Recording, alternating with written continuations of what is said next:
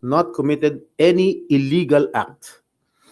If Mr. Hernandez truly stands by his allegations, I challenge him right now to take a lie detector test with me. Let us settle this once and for all and show the public who is telling the truth. Yun lang. Sir, hindi nakita niyo intention, ba't kayo nakusa na gano'n ni Hernandez? I really do not know what his evil intentions are. Siguro he wants to get even with me because I was the one who cited him in contempt at pinakulong sa Senado. Sir, it's not true na nagpa-allocate kayo ng about 335 Well, million. yung sa 330, kano raw? 335 million, lahat siya nasa GAA. Mhm. Everybody can choose any item from the GAA at ibintang kahit kanino senador. So wala kayong ganung pina-allocate? Isang malaking kasinungalingan ng mga pinagsasabi niya patungkol sa pagbabako ng mga proyekto. Sir, what do you make of it, yung paulit-ulit yung sinasabi na hindi kasi? Parang alluding to kahapon sa nangyaring biruan yun. Well, yung biruan lang ni Senator Marcoleta sa akin. Well, nung sinabi niyang safe ka, alam ko naman biro niya, pero in the eyes of the public, parang it was uncalled for. That's why I resented his statement. But sa House kayo, paulit-ulit sinasabi ni Bryce na hindi. Well, siguro kinuha lang niya yung kahapon yung pagbiro ni Senator Marcoleta sa akin. Sir, kanina napanood niyo yung A little bit. anong unang alam niyo, sir? Parang napamura kayo or what? Naggalit talaga ako. Talaga napamura ako. Napakasinungaling nitong taong to. Because first of all, hindi ko siya kilala and I have never met that guy. Just common sense. Will you think I will be actively participating in this investigation na nandun siya, nakilala ko siya, nagbibigay siya ng pera sa akin? That's common sense. I should have abstained from that hearing, from this hearing. Malakas ang loob ko dahil I did not commit any illegal act. Sir, claim niya dumaan kay, ang claim niya ay si District Engineer Alcantara ang nagsabi. Si District Engineer Alcantara, he even denied it. Dininay niya yung kay Senator Joel, dinay din niya sa akin. Oh, Sir, tinukulay ka makakalala daw kayo nung Maynila pa. sino? No. Hindi ko siya kilala. Sa Manila? Siguro I met him once, twice, but never an acquaintance. May picture kayo ni DPWH Engineer Alcantara, sir. Do you remember Well, that, sir, when it was taken? I do not know. I cannot recall that event. Pero sa dami naman nagpapapicture sa akin. Hindi ko naman pwede tanggihan. Kung drug lord yan, gambling lord, malay ko naman kung drug lord yan o gambling lord. Hindi ko naman matatanggihan kung sino nagpapapicture sa akin. Remember, we are all public figures here. Sir, sasampahan niyo ba ng kaso?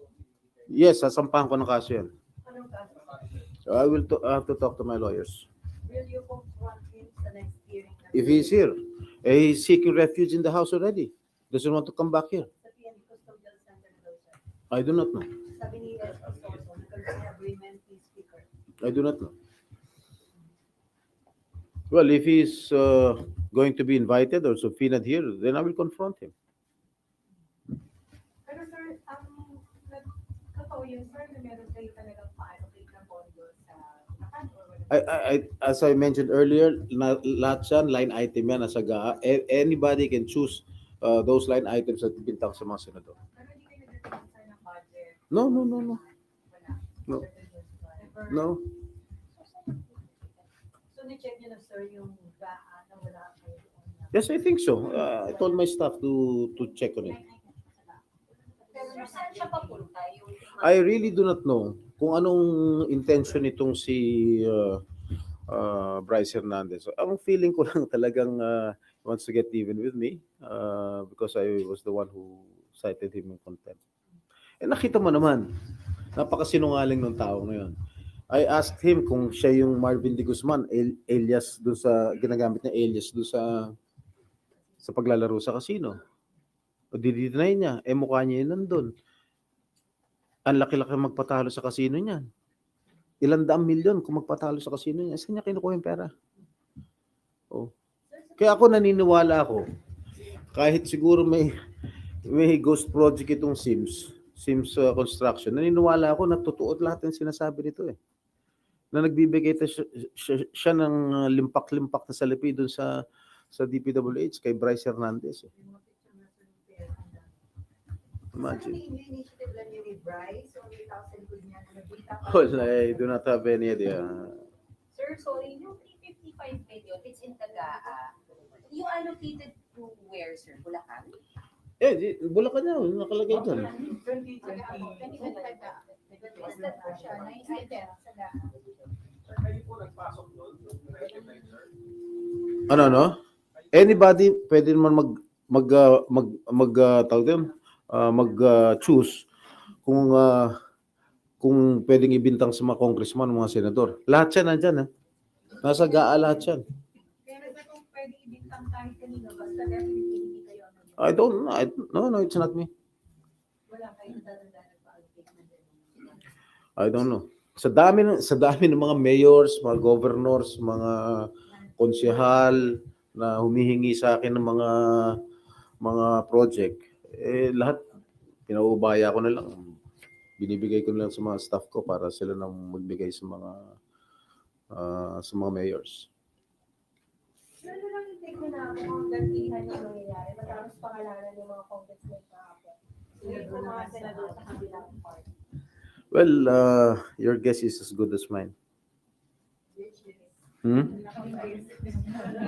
Baka nagagantihan na lang. Sir, do you think okay pang magpatuloy yung mga hearings sa Congress, saka dito, o dapat sa independent na lang para walang I do not know what, as far as I'm concerned, the investigations that we are doing here in the Senate is in aid of legislation. Pero magpa-participate pa kayo, sir, na yung pagpinalitan na din yung Blue Ribbon Trail. Yes, of course. And welcome development, sir, na si Lacson na. Oh, yes. Si Senator Lacson naman is a very straightforward person. He's incorruptible. Sir, you be part of the minority na po. May minority leader na po ba kayo pag-usapan? Yes, si Senator Alan. So, walang intention na lipat sa majority, sir. Not as of this moment. Sir, sino-sino kayo sa minority? Siyam. All or sir, lahat ng hindi bumoto kay Senator Soto? Lahat yung mga hindi bumoto. Ako, Senator Bongo, De La Rosa, Padilla, Marcos, Escudero, Villanueva, Marcoleta, and Alan Peter. Tapos, sir, siya, minority leader. Si Senator Alan. Yeah. Sino deputy minority? I think si Senator Marcoleta. Ano po yung committee na ino-offer sa minority? Oh, wala pang in-offer. Sir, those, create yung national defense, ibibigyan natin Senator. Hindi ko alam. Maybe. That's the yan ang prerogative ng majority. Wala kang hindi na. Wala ko. Siyempre, I've been with the minority since I entered the Senate in 2004. I was a member of the minority then. Si Senator Nene Pimentel pa ang aming minority floor leader. Siyempre, lahat yung mga leftovers ng majority binibigay sa minority. Ganun talaga. Kung minority gap, paano mo di-describe? Hindi naman magiging obstructionist. No. We will cooperate. We will cooperate with the majority. Na lumantad din sa hearing. Sen, lumantad din po sa hearing ngayon sa House na may convo po si Vice Fernandez with a certain Beng Ramos. Okay. Yung convo po is about nga sa kukunin ng pera. For the record, meron po ba kayong staff? I do not have any staff named Beng Ramos since I entered the Senate. Okay? That's for sure. She's a staff of the Blue Ribbon Committee. Beng Ramos. Staff siya sa Blue Ribbon Committee. She was never my staff in my office. And I never authorized her at kahit sino man. So, pwede ginamit lang. Ginamit lang siguro. I don't know what her intention was. You can check my records in the Senate. Since 2004, when I first entered the Senate, up to the present, wala akong Beng Ramos na empleyado. She's not close to me. Wait. Oh, I must admit, naging girlfriend siya ng isang staff ko. Tapos. Blue Ribbon? Plantilla sa Blue Ribbon. Hanggang Yes. sa Blue Ribbon. Yes. Oo. Hindi ko siya tatanungin, magpapaliwanagan yun. Gusto ko nga, i-recommend ako ng tanggalin siya rito eh.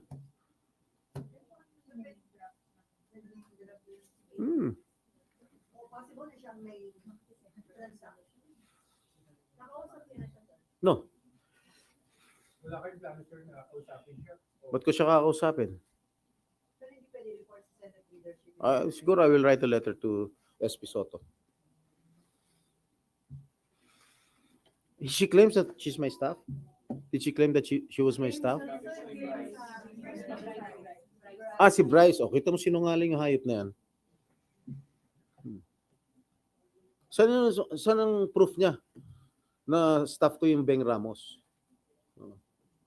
Nuno ng kasinungaling yung hayop na yan.